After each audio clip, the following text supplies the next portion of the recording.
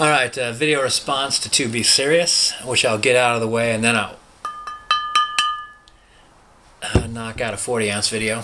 But 2B, I watched both Cabin in the Woods and I watched Melancholia, and I really liked both of them. I saw similarities.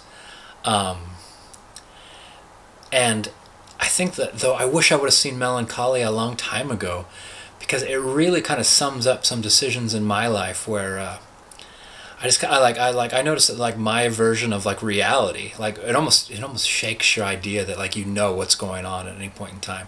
You know, like, I only know what's going on for me, right? We could all look, you know, like, we could all look at a planet coming at us, and we could all just decide what that's going to be. An excellent opportunity for astronomy, or a good time to run amok. Yeah, so who's to say who made the right decision in that movie? I think that Kristen, is it Durst? I don't know her last name. The lovely woman that played the mentally disordered woman. I believe she was also in Spider-Man. I thought her wedding, actually the whole movie could have been summed up in that wedding, of everybody wanting things to be a certain way or not really caring if things are a certain way. I like the father calling people Betty, and when he got to give his speech he was interrupted and he's like, oh, all right, well, I could just as soon sit down as stand up and give a speech. Like, it makes no difference. He didn't want to decide or get angry that, like, oh, well, this isn't what I was expecting to have happen. Like, he acted almost like he knew his wife was going to stand up, and maybe he did, and interrupt him, and he accepted it. He's like, okay, well, this is how reality's unfolding, so I'll just watch it. And but he was by no means a bystander. He liked affecting things around him, and he liked pursuing his bliss. But like when the husband or the bridegroom said, I never thought I'd have such a beautiful wife.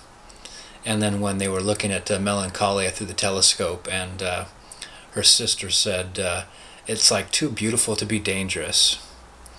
That kind of thing. Like, they were both just ignoring what was just flat out in front of them. Is that like the bride had a huge amount of problems, and she didn't need a husband that was concerned with her beauty. She needed a husband that was a fantastic caregiver, almost, as well as, you know, someone who loved her. And when a planet's coming at you, I think it'd almost be nuts, really, not to be concerned. So yeah, I guess I'll leave it there. It's like everyone decided on a version of their reality, and